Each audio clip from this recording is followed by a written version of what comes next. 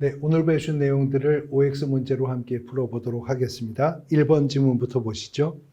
공인중개사법에서는 법인인 개업공인중개사의 업무 범위에 대해서만 규정하고 있고 개인인 개업공인중개사의 업무 범위에 대해서 규정하고 있지 않다. 이 말은 맞는 말입니다.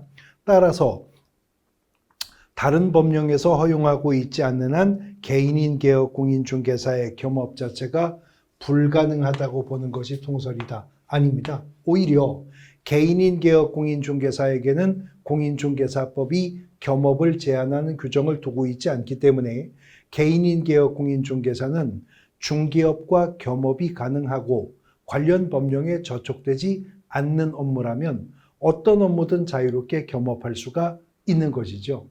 또 중개사무소를 반드시 중개업을 영위하는 용도로만 전용할 의무조차도 없기 때문에 개인인 개업공인중개사라면 중개사무소를 다른 용도로 겸용했으면서의 겸업까지도 허용이 되는 것입니다. 그러나 법인인 개업공인중개사라면 중개업과 경공매 관련 업무 외에는 공인중개사법 14조 1항이 규정하고 있는 5가지 업무만 추가적으로 겸업이 가능한 것이죠. 1번 지문 틀린 지문입니다. 이어지는 2번 지문 보시면 개업공인중개사가 분사무소를 두고자 하는 경우에는 주된 사무소가 소재한 지역을 속한 시군구를 제외한 곳에 두어야 한다는 말은 맞는데 특별시, 광역시 또는 도청 소재지인 시에 한하여 시별로 한 개소를 초과할 수 없다. 뒤에 부분이 다 틀린 말이죠.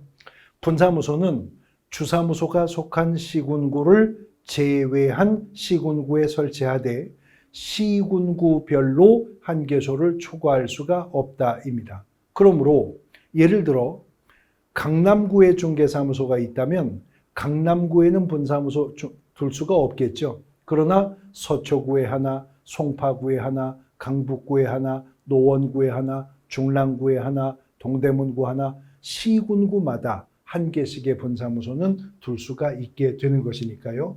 2번 지문도 틀린 지문입니다. 이어지는 3번 지문. 개업공인중개사는 사무소의 명칭에 행복부동산중개라는 명칭을 사용할 수 있다. 그렇죠. 공인중개사법 18조 1항에 따르면 개업공인중개사는 사무소의 명칭에 공인중개사 사무소 또는 부동산 중개라고 하는 문자를 사용해야 한다고 했어요. 또는이기 때문에 선택할 수 있다는 말이고요. 부동산 중개 앞에 행복 부동산 중개든 행운 부동산 중개든 그 구체적인 명칭을 어떻게 사용할 것인지에 대해서는 제한이 없는 것이니까 또 공인중개사 사무소라는 명칭 앞에 꼭 개업공인중개사의 실명을 붙여야 되는 건 아닙니다. 그러나 5개 광고물을 설치한다면 개업공인중개사의 성명 표기할 의무가 있기는 한 것이죠. 3번은 맞는 지문입니다. 이어지는 4번 지문. 개업공인중개사는 5개 광고물을 설치하는 경우에 개업공인중개사, 물론 법인이라면 주사무소는 대표자, 분사무소는 책임자일 건데 그 성명을 표기해야죠. 그러나 소속공인중개사를 고용했다고 해서 소속공인중개사의 성명까지 5개 광고물에 표기할 의무는 없는 거죠. 그래서 4번은 틀린 지문이 되는 거죠. 5번 지문. 개업공인중개사가 아닌 자는 부동산 중개와 유사한 사무소 명칭도 사용할 수 없다. 그렇습니다. 공인중개사법 18조 2항에 따르면 개업공인중개사가 아닌 자는 공인중개사 사무소, 부동산 중개라는 문자는 물론이고 이와 유사한 명칭조차도 써서는 안 되는 거고요. 위반 시에는 1년 이하의 징역 또는 1,000만 원 이하의 벌금형의 대상이 될 겁니다. 5번 옳은 말이고요. 6번. 공인중개사인 개업공인중개사, 부칙상의 개업공인중개사 및 소속공인중개사가 등록하는 인장은 인감증명법에 의하여 신고한 인장이어야 한다. 그러면 인감도장만 개인은 등록할 수 있다는 말인데 그렇지 않았었죠.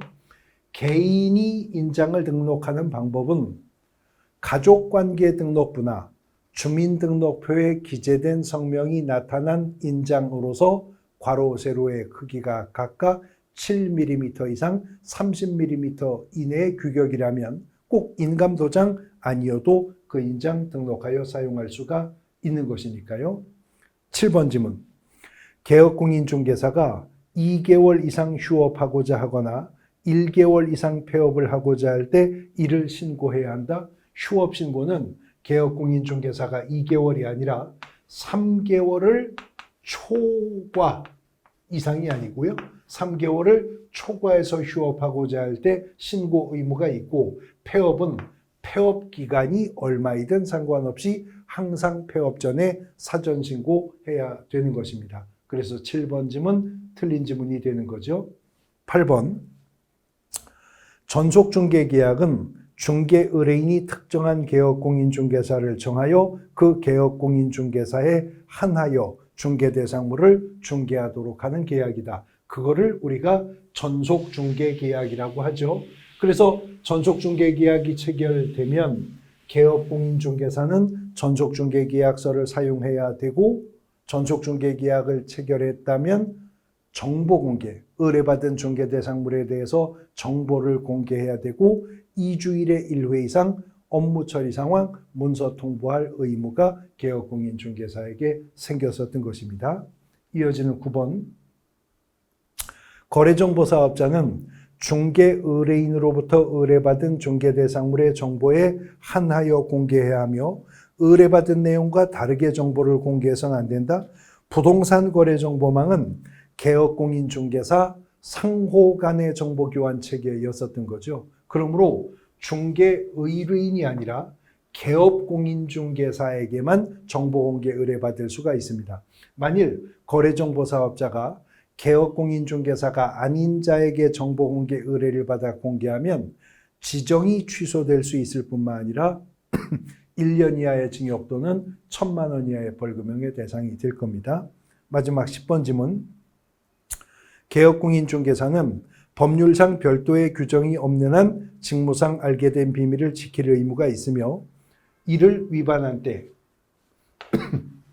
행정벌 뭐죠? 1년 이하의 징역 또는 1,000만 원 이하의 벌금형이죠. 그런데 업무를 떠난 후에는 그러하지 아니하다. 여기가 틀린 거죠. 직을 떠난 후에도 준수할 의무가 비밀 준수 의무였었습니다. OX 문제 함께 풀어보셨습니다.